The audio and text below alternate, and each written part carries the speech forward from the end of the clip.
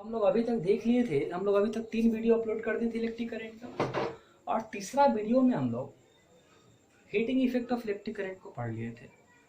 और आज हमें पढ़ना है जूल्स लॉ ऑफ हीटिंग पढ़ना है, एप्लीकेशन ऑफ हीटिंग इफेक्ट पढ़ना है और इलेक्ट्रिक पावर पढ़ना है।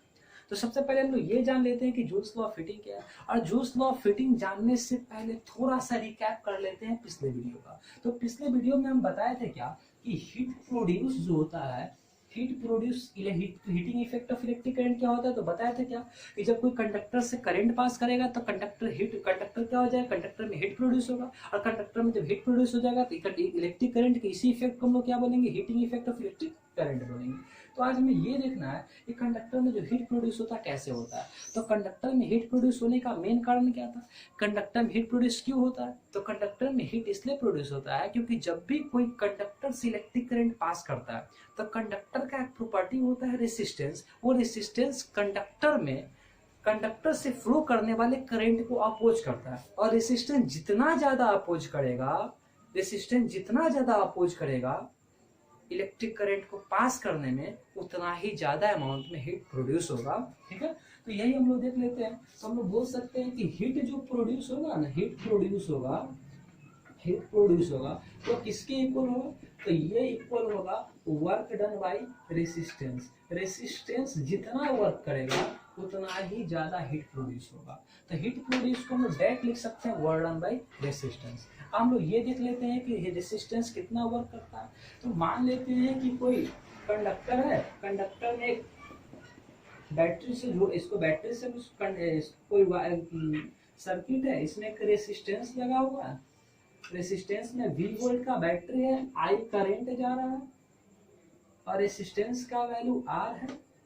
ये अब मान लेते हैं कि इधर से करंट ज्यादा है, इधर रेसिस्टेंस से करंट पास करेगा, तो रेसिस्टेंस करंट को जितना ज्यादा रोकेगा उतना ही ज्यादा हीट प्रोड्यूस होगा।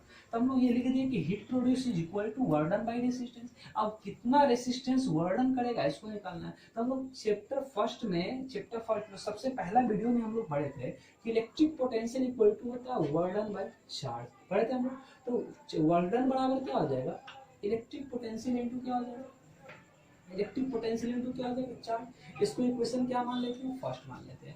हम लोग एक और चीज पढ़े थे कि V जो है डायरेक्टली प्रोपोर्शनल होता है I के, और V इक्वल टू हम लोग क्या लिखते हैं, IR लिखते हैं। इसको हम लोग ओम्स लॉ बोले थे, आपको याद होगा इसको हम लोग क्या बोले थे, ओम्स लॉ बोले थे। तो लोग इसको बोले थे ओम्स लॉ बोले थे। अब बताइए इसको इक्वेशन क्या मान लेते हैं, सेकंड मान लेते हैं। ठीक है, और तीसरा हम लोग पढ़े थे इलेक्ट्रिक करंट में क्या कि इलेक्ट्रिक करंट क्या होता है, तो फ्लो ऑफ चार्ज होता है विथ रिस्पेक्ट टू टाइम। जब भी कोई कंडक्टर से चार्ज फ्लो करेगा टाइम के रिस्पेक्ट में तो उसको इलेक्ट्रिक करंट बोलेंगे। तो चार्ज बराबर क्या हो जाएगा, IT हो जाएगा। इसको इक्वेशन क्या मानेंगे, थर्ड मानेंगे। अब देखिए यहाँ पे इस इक्वेशन सेकंड और थर्ड का वैल्यू अगर इक्वेशन फर्स्ट में डालेंगे तो वर्क डन निकल जाएगा। तो यहाँ पे हम लिखेंगे क्या, पुटिंग द वैल्यू ऑफ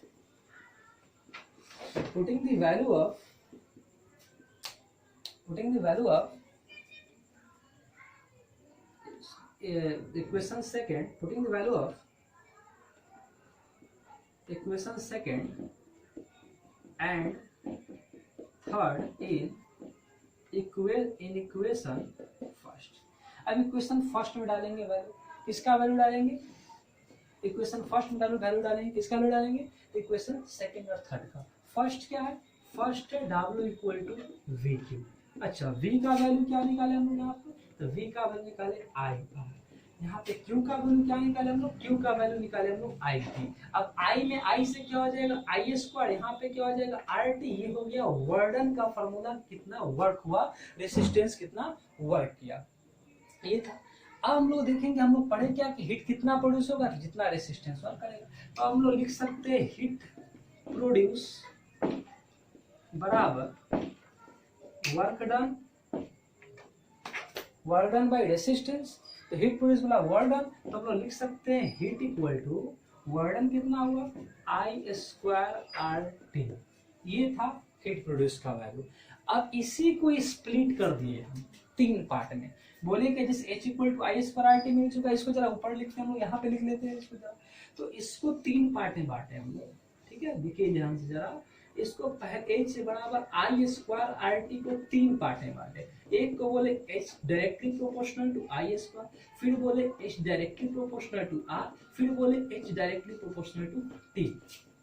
मतलब क्या, हिट जो प्रोड्यूस होगा कंडक्टर में वो डायरेक्टली प्रोपोर्शनल होगा स्क्वायर ऑफ करंट के, हिट जो प्रोड्यूस होगा कंडक्टर में वो डायरेक्टली प्रोपोर्शनल होगा रेजिस्टेंस के, हिट जो प्रोड्यूस होगा कंडक्टर में वो डायरेक्टली प्रोपोर्शनल होगा टाइम के। इसी को बोलते हैं जूल्स का फर्स्ट लॉ, इसको बोलते हैं जूल्स का सेकंड लॉ और इसको बोलते हैं जूल्स का थर्ड लॉ।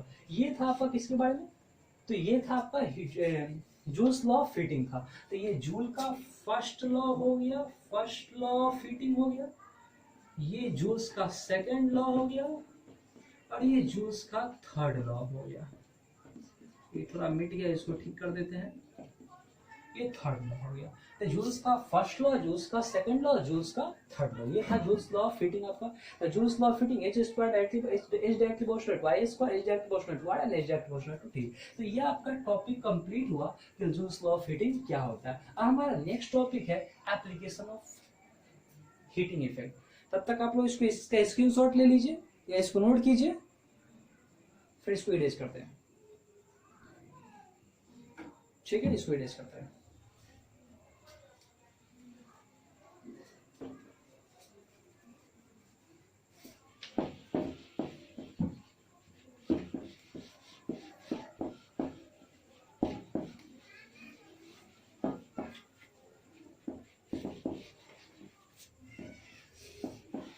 चलिए, हमारा सेकंड टॉपिक है application of heating effect. Heating effect का क्या क्या एप्लीकेशन है, तो हीटिंग इफेक्ट का क्या क्या एप्लीकेशन है ये देख लेते हैं हम लोग। तो सबसे पहले जो मशीन या जो डिवाइस हीटिंग इफेक्ट जिसमें जो डिवाइस में इलेक्ट्रिक करंट देने पे जिसका कोई कंपोनेंट हिट हो जाता हो या जो इसी प्रिंसिपल पे वर्क करता हो, जिसका वर्क करने का प्रिंसिपल यही हो, इसको हम बोलते हैं heating effect of electric current का एप्लीकेशन बोलते हैं। जैसे heating effect of electric current के एप्लीकेशन में हम लोग सबसे पहले देखेंगे क्या कि heating effect of electric current के एप्लीकेशन में सबसे पहले हम लोग देखेंगे कि कंपोनेंट ऑफ हीटिंग क्या होता है, मतलब हीटिंग एलिमेंट क्या होता है। तो हीटिंग एलिमेंट का मतलब होता है कि जब कोई डिवाइस में करंट दे और डिवाइस का जो पार्ट क्या हो जाए, हिट हो जाए, उस पार्ट को हम लोग हीटिंग एलिमेंट बोलते हैं। ठीक ना, इसको हम लोग क्या बोलते हैं, इसको हीटिंग एलिमेंट बोलते हैं।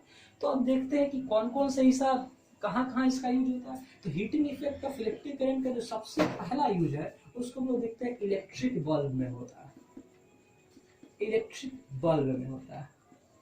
अब इलेक्ट्रिक बल्ब क्या होता है, तो इलेक्ट्रिक बल्ब के बारे में जरा देखते हैं कि इलेक्ट्रिक बल्ब क्या होता है। तो इलेक्ट्रिक बल्ब में भी हम लोग क्या देते हैं, करंट देते हैं। जब इलेक्ट्रिक बल्ब में हम लोग करंट देते हैं तो इलेक्ट्रिक बल्ब का एक पार्ट जो होता है वो क्या हो जाता है, इलेक्ट्रिक बल्ब का एक पार्ट जो होता है जिसको हम लोग फिलामेंट कहते हैं, वो फिलामेंट क्या हो जाता है, गर्म हो जाता है। और ये भी क्या है आपका, ये भी heating effect of electric current ही है। तो heating effect of electric current का ये क्या हो गया, एप्लीकेशन हो गया। ठीक है, हम लोग देख रहे हैं हीटिंग इस इलेक्ट्रिक बल्ब के बारे में जरा देखते हैं। तो ये आपका इलेक्ट्रिक बल्ब है,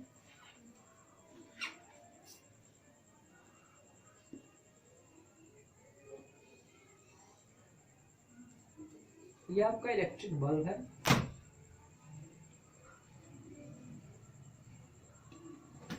ये आपका इलेक्ट्रिक बल्ब है। यहाँ पे दो टर्मिनल है, प्लस टर्मिनल एक माइनस टर्मिनल। ये एक वायर से कनेक्टेड है, एक वायर से कनेक्टेड है, एक वायर से कनेक्टेड है। और ये वाला को हम लोग बोलते हैं फिलामेंट बोलते हैं। तो हम जब भी यहाँ से करंट देते हैं तो फिलामेंट हिट हो जाता है, और जब फिलामेंट हिट हो जाता है तो इस हम लोग बोलते हैं क्या कि किस पे काम कर रहा है, हीटिंग इफेक्ट पे काम कर रहा है। तो हम लोग क्या करते हैं, जब बल्ब में हम लोग क्या करते हैं, इलेक्ट्रिक करंट देते हैं। तो इलेक्ट्रिक करंट देते हैं तो फिलामेंट हिट हो जाता है, और फिलामेंट हिट होकर क्या देने लगता है, लाइट देने लगता है। तो हम लोग इलेक्ट्रिक बल्ब का बोलते हैं कि इलेक्ट्रिक बल्ब है। और इलेक्ट्रिक बल्ब काम किस पे करता है, तो heating effect of electric current पे काम करता है। हम लोग देखते हैं कि इसमें फिलामेंट का यूज क्यों करते हैं। फिलामेंट किसका बना होता है, तो इलेक्ट्रिक बल्ब में जो फिलामेंट होता है वो टंगस्टन का बना होता है। किसका बना होता है, फिलामेंट टंगस्टन का बना होता है। और टंगस्टन का इसलिए फिलामेंट हम लोग बनाते हैं क्योंकि टंगस्टन एक ऐसा सब्सटेंस है जिसका रेसिस्टेंस हाई होता है, जिसका रेसिस्टेंस वेरी हाई होता है। तो इस फिलामेंट का जो कलर होता है टंगस्टन का, और टंगस्टन का इसलिए हम लोग टंगस्टन का इस्तेमाल करते हैं क्योंकि टंगस्टन का रेसिस्टेंस बहुत ज़्यादा हाई होता है और टंगस्टन का मेल्टिंग पॉइंट भी बहुत ज़्यादा हाई होता है। तो टंगस्टन का रेसिस्टेंस हाई होता है, टंगस्टन का मेल्टिंग पॉइंट भी हाई होता है। तो फिलामेंट किसका बना होता है? टंगस्टन का बना होता है। टंगस्टन का रेसिस्टेंस हाई होता है, टंगस्टन का मेल्टिंग पॉइंट हाई होता है, और टंगस्टन का melting point approx 3700 degree Celsius होता है। अप्रोक्स, एक्यूरेट नहीं बता रहे हैं, ये अप्रोक्स 3700 डिग्री सेल्सियस होता है टंगस्टन का मेल्टिंग पॉइंट। और टंगस्टन को जब हम लोग इलेक्ट्रिक करंट देते हैं तो अप्रोक्स 2500 डिग्री सेल्सियस तक आते आते एकदम गर्म हो जाता है और ये बिल्कुल जो है वाइट रे जो है, वाइट लाइट प्रोड्यूस करना शुरू कर देता है। कितना पे? 25 पे। 25 से ऊपर ले जाइएगा टंगस्टन ब्रेक कर जाएगा, फिर आपका बल्ब ब्रेक हो जाएगा। अब बात करते हैं कि आपका टंगस्टन हो गया। फिर बात करते हैं कि हम लोग जो ग्लास से कवर करते हैं, तो ग्लास से कवर क्यों करते हैं? इलेक्ट्रिक बल्ब बनाते समय ग्लास से कवर क्यों करते हैं? तो इलेक्ट्रिक बल्ब बनाते समय हम लोग ग्लास से कवर इसलिए करते हैं क्योंकि टंगस्टन जब हीट हो जाएगा तो इजीली ऑक्सीजन से रिएक्शन कर लेगा, और ऑक्सीजन से रिएक्शन कर लेगा तो टंगस्टन ऑक्सीडाइज हो जाएगा, और जब टंगस्टन ऑक्सीडाइज हो जाएगा तो टंगस्टन ब्रेक कर जाएगा, और जब टंगस्टन ब्रेक कर जाएगा तो सर्किट इसका इनकम्प्लीट हो जाएगा, और जब सर्किट इसका इनकम्प्लीट हो जाएगा तो बल्ब ग्लो करना बंद कर देगा। तो इसलिए इसको हम लोग ग्लास से क्या करते हैं? कवर करते हैं। और इसके अंदर में जो है नॉन रिएक्टिव गैस डालते हैं। कैसा गैस डालते हैं? नॉन रिएक्टिव गैस डालते हैं। अब नॉन रिएक्टिव गैस क्यों डालते हैं? तो नॉन रिएक्टिव गैस इसलिए हम लोग डालते हैं ताकि अगर टंगस्टन ज्यादा गर्म हो जाए, टंगस्टन अगर ज्यादा गर्म हो जाएगा तो पहले हुआ क्या था कि टंगस्टन अगर ज्यादा गर्म हो जाएगा तो ये अपना हीट जो है, अपना हीट ये गैस के थ्रू रिलीज कर सकता है, ये गैस के थ्रू अपना हीट को कुछ कम कर सकता है। इसलिए हम लोग कौन सा गैस डाल देते हैं? नॉन रिएक्टिव गैस डाल देते हैं, ताकि यह हीट जो है क्या करता है? हीट ट्रांसफर करता है। टंगस्टन अपना हीट किसमें ट्रांसफर करते रहे?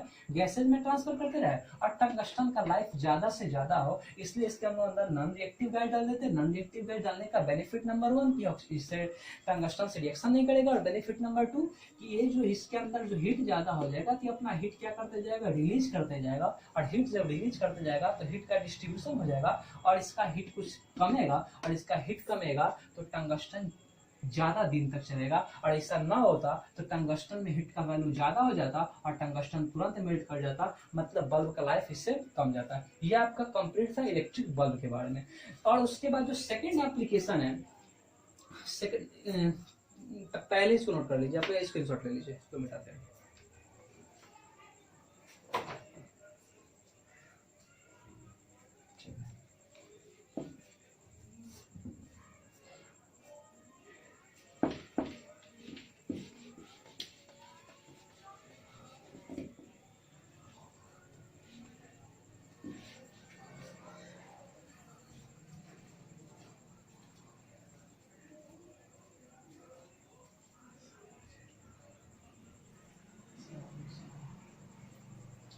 चलिए अब हम लोग देखते हैं, ये आपका था heating effect of electric current का पहला एप्लीकेशन था। जो पहला एप्लीकेशन था इसका नाम बताया इलेक्ट्रिक बल्ब।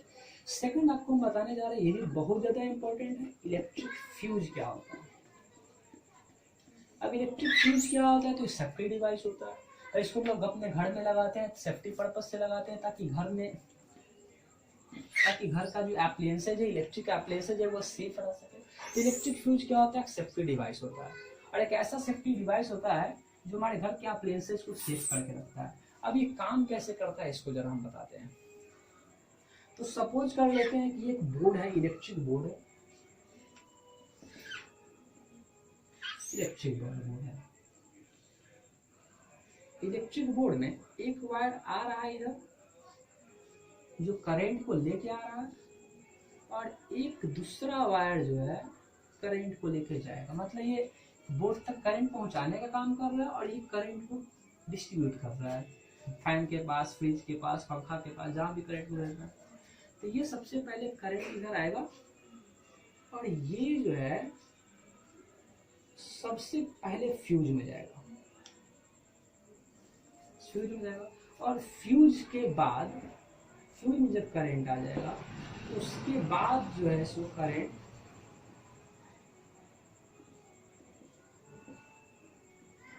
स्विच में आएगा। इस टाइप से। तो पहले करंट कहाँ पे आएगा, फील्ड। अब यहाँ से हम लोग क्या करेंगे, इधर से हम लोग क्या करेंगे, यहाँ से हम लोग वायर कनेक्ट करके और फिर मान लेते हैं कि छोटा सिंपल डायग्राम बना देते हैं। हालांकि ये डायग्राम तो एक्चुअल नहीं है, लेकिन थोड़ा सा दिखाने के लिए, समझाने के लिए मिस्टर हमको डायग्राम बनाना पड़ रहा है। तो ये करंट आ रहा है, आता है तो सबसे पहला कनेक्शन फ्यूज में, फिर सब स्विच से जुड़ा और फिर स्विच से जोड़ने के बाद जो है ये करंट जाने वाला करंट है। तो सोचिए कभी हाई वोल्टेज का तो यहाँ तक वायर आता है, फिर दूसरा वायर यहाँ तक आता है, और तीसरा जिसको हम फ्यूज बोलते हैं उसको ऊपर से हम लोग डालते हैं। मतलब घर का जो वायरिंग होता है उसमें वायर यहीं तक होता है और यहाँ से फिर स्टार्ट होता है, इतना दूर तक खाली होता है। यहाँ तक हम लोग अच्छे क्वालिटी का वायर लगवाते हैं। अब होता क्या है कि कभी कभार इधर से हाई वोल्टेज करंट आता है। हाई वोल्टेज करंट, कैसा वोल्टेज करंट आता है, हाई वोल्टेज। जब हाई वोल्टेज करंट आएगा तो हाई वोल्टेज करंट तो फ्यूज में जाएगा, फिर यहाँ पे इसमें जाएगा। मान लेते हैं कि फैन का है ये, बल्ब का है ये, टीवी का है ये, मतलब बहुत सारा अप्लायंसेस का है। अब मान लेते हैं हाई वोल्टेज करंट इधर से आएगा और यहाँ से हम लोग सब ऑन किए, फिर सब अप्लायंसेस में चला जाएगा। हाई वोल्टेज करंट है, सब अप्लायंसेस को क्या कर देगा, डैमेज कर देगा। इसके लिए हम लोग वायरिंग जब करते हैं तो हम लोग वायर को यहाँ तक लाते हैं, फिर नीचे वाला वायर को यहाँ तक लाते हैं, इसके बीच में खड़े रहते हैं। इसके बीच में हम लोग एक पतला सा एक ऐसा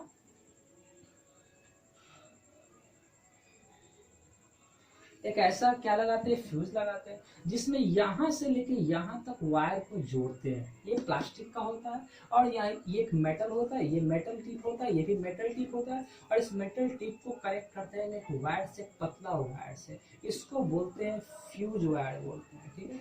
ये फ्यूज वायर क्या होता है, तो जैसे ही हम लोग मान लेते यहाँ तक कनेक्शन आया है, फिर इसके बाद यहाँ से वायरिंग है, लेकिन इसके बीच में कोई कनेक्शन नहीं है। हम इसको उठा के इसमें डालेगा तो क्या होगा, ये वायर लगा हुआ है, कनेक्शन को क्या कर देगा, सर्किट को कंप्लीट कर देगा, फिर इलेक्ट्रिक करंट पास करेगा। तो ये जो वायर हम लोग लेते हैं, ये जो वायर हम लोग लेते हैं, ये ऐसा वायर लेते हैं जिसका रेसिस्टेंस हाई हो, जिसका रेसिस्टेंस हाई हो। तो याद रखिएगा फ्यूज वायर का प्रॉपर्टी में क्या, तो रेसिस्टेंस हाई होना चाहिए। और फ्यूज वायर का दूसरा प्रॉपर्टी क्या है कि मेल्टिंग पॉइंट जो है इसका लो होना चाहिए। अब होगा क्या कि इसका फ्यूज वायर का रेसिस्टेंस तो हाई होगा, इसमें जो अंदर वायर लगा हुआ है इसका रेसिस्टेंस तो हाई होगा, तो करंट को ज्यादा रोकेगा। जब करंट को ज्यादा रोकेगा तो हीट ज्यादा प्रोड्यूस होगा, और हीट ज्यादा प्रोड्यूस होगा। अब मान लेते हैं मेल्टिंग पॉइंट इसका कम है तो तुरंत ये वाला वायर गल जाएगा, ये वाला वायर मेल्ट कर जाएगा। और जब वायर मेल्ट कर जाएगा तो दोनों के बीच में कोई कनेक्शन नहीं रहेगा, आगे करंट नहीं जा पाएगा। और जब आगे करंट नहीं जा पाएगा तो जो हाई वोल्टेज आया था जिसके कारण ये गला, तो हमारे बाकी वाले अप्लायंसेस को क्या कर सकता है, सेव कर सकता है। तो इसी को हम लोग बोलते हैं क्या, इलेक्ट्रिक फ्यूज बोलते हैं। और ये heating effect of electric current के ही कंसेप्ट पे वर्क करता है। ये हो गया। अब हम लोग जनरली देखते हैं क्या कि रेसिस्टेंस हाई करने के लिए इसमें लोग पतला वायर लगाते हैं। तो आपको याद होगा, आपने वीडियो में बताया था, इससे पिछले क्लास में बताए थे कि रेसिस्टेंस डायरेक्टली प्रोपोर्शनल होता है लेंथ के, और रेसिस्टेंस इनवर्सली प्रोपोर्शनल होता है एरिया ऑफ क्रॉस सेक्शन के। मतलब तार का एरिया बढ़ेगा तो रेसिस्टेंस घटेगा, एरिया कमेगा तो रेसिस्टेंस बढ़ेगा। तो हम लोग मोटा वायर अगर लगा देंगे तो रेसिस्टेंस काफी क्या हो जाएगा, कम जाएगा। और हम लोग पतला वायर लगा देंगे तो रेसिस्टेंस काफी बढ़ जाएगा। इसलिए हम लोग क्या करते हैं, हम लोग यहाँ पे पतला से पतला वायर लगाते हैं। तो ये आपका क्या हो गया, इलेक्ट्रिक फ्यूज हो गया, जो कि किस पे काम करता है, तो ये भी heating effect of electric current पे वर्क करता है। तीसरा जो हमारा टॉपिक है, तीसरा है हमारा इलेक्ट्रिक आयरन। इलेक्ट्रिक आयरन कैसे काम करता है इसको देख लेते हैं हम लोग जरा। तो इलेक्ट्रिक आयरन भी जो है ये भी heating effect of electric current पे ही काम करता है। इस पे क्या होता है, वो नीचे इस पे क्या होता है, प्लेट लगा होता है, एक स्टील का प्लेट लगा होता है, ठीक है। और इस स्टील के प्लेट के ऊपर में एक ऐसा सब्सटेंस लगा होता है जो हीट को क्या कर सकता है, जो हीट को ट्रांसफर कर सकता है लेकिन करंट को ट्रांसफर नहीं कर सकता है। और इसके जस्ट ऊपर में हम लोग नाइक्रोम का वायर लगा देते हैं।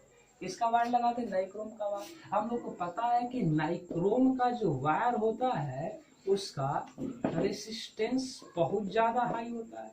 अब रेसिस्टेंस हाई होगा तो करंट को ज्यादा अपोज करेगा, रेसिस्टेंस हाई होगा तो करंट को ज्यादा अपोज करेगा, और करंट को ज्यादा अपोज करेगा तो हीट ज्यादा प्रोड्यूस करेगा, और हीट ज्यादा प्रोड्यूस करेगा तो हीट किसको देगा, नाइक्रोम और प्लेट के बीच के लेयर को देगा। फिर वो लेयर जो है हीट कहाँ ट्रांसफर करेगा, हीट ट्रांसफर करेगा किसमें, प्लेट में ट्रांसफर करेगा, और फिर हमारा क्या होगा, इलेक्ट्रिक आयरन प्रॉपर्ली वर्क कर पाएगा। ये हमारा क्या था, इलेक्ट्रिक आयरन था, ठीक है, इलेक्ट्रिक फ्यूज था, इलेक्ट्रिक बल्ब था, और बहुत सारा इसका एग्जांपल जैसे इलेक्ट्रिक हीटर हो गया। इलेक्ट्रिक हीटर में हम लोग क्या करते हैं, किसी भी शेप का हो सकता है, इलेक्ट्रिक हीटर किसी भी शेप का हो सकता है।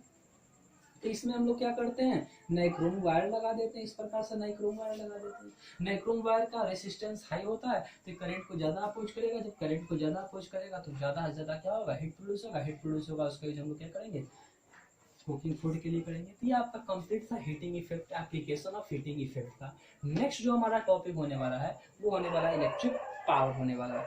देख लेते हैं इलेक्ट्रिक पावर क्या होता है। इलेक्ट्रिक पावर को पहले हम लोग देख लेते हैं, इसका स्क्रीनशॉट लीजिए, इसको मिटाने जा रहे हैं। 21 मिनट। ओके,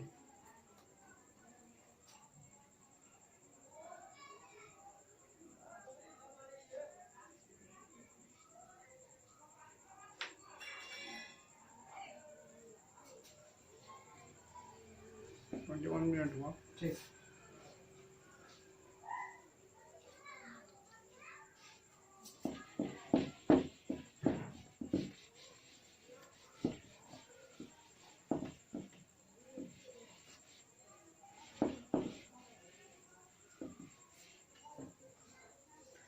हमारा जो लास्ट टॉपिक है चैप्टर का जो लास्ट टॉपिक है वो है इलेक्ट्रिक पावर। इलेक्ट्रिक पावर है चैप्टर का लास्ट टॉपिक है।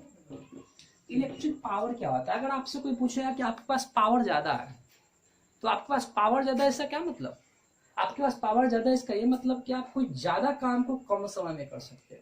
मतलब पावर का डायरेक्ट रिलेशन है काम से और टाइम से। तुम इलेक्ट्रिक पावर को बोल सकते हो, बोले कि पावर ज्यादा है मतलब काम को हम कम देर में करेंगे। मशीन के पास ज्यादा पावर होता है ह्यूमन से, तो मशीन काम को कम देर में करता है, कम टाइम में करता है। मतलब पावर का डायरेक्ट रिलेशन वर्क और टाइम से। तो इलेक्ट्रिक पावर को हम लोग क्या बोल सकते हैं, ऐसे पावर का मतलब तो 9th में पढ़े थे कि वर्क बाई क्या होता है, टाइम होता है, लेकिन क्लास 10th में आके पढ़ना इलेक्ट्रिक पावर। तो इलेक्ट्रिक पावर इक्वल टू क्या लिख सकते हैं, work done by electric, work done by electricity with respect to time. मतलब जब इलेक्ट्रिक करंट वर्क करेगा किसके रिस्पेक्ट में, टाइम के रिस्पेक्ट में, तो बोलेंगे इलेक्ट्रिक पावर। पावर को P से, वर्डन को W से, टाइम को T से। इसका ये हो गया आपका इलेक्ट्रिक पावर हो गया। अब इसका यूनिट निकालना होगा, दोनों साइड यूनिट ऑफ से मल्टीप्लाई करें तो unit of power equal to unit of work divided by time. अब वर्क का यूनिट क्या होता है, तो हम लोग पढ़े थे कि वर्क का यूनिट क्या होता है, तो वर्क का यूनिट जूल होता है। वर्क का यूनिट क्या होता है, जूल होता है। और टाइम का यूनिट क्या होता है, सेकंड होता है। वर्क का यूनिट क्या होता है, जूल होता है। टाइम का यूनिट क्या होता है, सेकंड। तो इलेक्ट्रिक पावर का क्या मतलब, इलेक्ट्रिक पावर का यूनिट निकालना होगा। इलेक्ट्रिक पावर के यूनिट के बारे में हम क्या कर सकते हैं कि इलेक्ट्रिक पावर क्या होता है, तो work with respect to time. Unit of work क्या होता है, तो वर्क का यूनिट क्या होता है, जूल। टाइम का यूनिट क्या होता है, सेकंड। और इसी जूल पर सेकंड को हम लोग क्या बोलते हैं, वाट बोलते हैं। क्या बोलते हैं, वाट। ये जूल पर सेकंड हो इलेक्ट्रिक पावर का पहला फार्मूला। तो पावर का पहला फार्मूला आपसे कोई पूछे तो डायरेक्ट बताइए work done with respect to time. Unit पूछे तो वाट बताइए। पावर के बारे में और देखते हैं। पावर हम लोग तुरंत पढ़े थे अभी कि वर्क इक्वल टू क्या था, तो I स्क्वायर RT। तो वर्क डन बाई टाइम यहाँ पे लिख सकते हैं I स्क्वायर RT। अब बताइए T से T गया तो power equal to I square R। ये पावर का दूसरा फार्मूला ले लीजिए। पावर का तीसरा फार्मूला पे बात करते हैं। अब देख लीजिए P equal to I square क्या है, R है। तो हम लोग क्या करेंगे, I स्क्वायर। और बताइए V प्रोपोर्शनल टू I था तो V इक्वल टू IR लिखे थे, तो यहाँ पे R इक्वल टू लिख ही सकते हैं ना, V बाई I। तो यहाँ पे रखिए V बाई I। एक I से एक I कैंसिल, तो पावर का तीसरा फार्मूला हो गया VI। ये पावर का, तो पावर का तीसरा फार्मूला क्या हो गया, पावर का तीसरा फार्मूला हो गया VI। तीसरा फार्मूला, एक और फार्मूला लिख देते हैं पावर का बस, उसके बाद। तो पावर का फिर क्या करेंगे हम लोग, speed. v proportional to i होता है, यहाँ पे v है, v proportional to i, v equal to हम लोग आई आर लिखते हैं, तो v के जगह पे हम लोग क्या लिख सकते हैं, आई आर, और फिर यहाँ पे i, तो पावर इक्वल टू हो गया आई स्क्वायर आर, ये पावर का फोर्थ फार्मूला हो गया। मतलब फार्मूला कुछ नहीं है, फार्मूला तो एक ही है, सब डेरिवेशन है, लेकिन अलग अलग टाइम पे, अलग अलग सिचुएशन पे अलग अलग फार्मूला यूज होता है। जैसे कभी हम इसका यूज कर ले पावर का, कभी इसका यूज कर ले, ये वर्क दिया और टाइम दिया होता है ये फार्मूला लगाएंगे, करंट दिया और रेसिस्टेंस दिया होता है ये लगाएंगे, वोल्टेज दिया और करंट दिया होता है ये लगाएंगे, करंट दिया रेसिस्टेंस दिया ये लगा देंगे। तो ये पावर का फार्मूला था। हम लोग देखते हैं कि पावर का यूनिट क्या होता है, तो वाट। पावर का यूनिट क्या होता है, वाट होता है। तो पावर का यूनिट क्या होता है, वाट होता है पावर का। तो इसको जरा नोट कीजिए जल्दी आप लोग, ये स्क्रीनशॉट लिए ज्यादा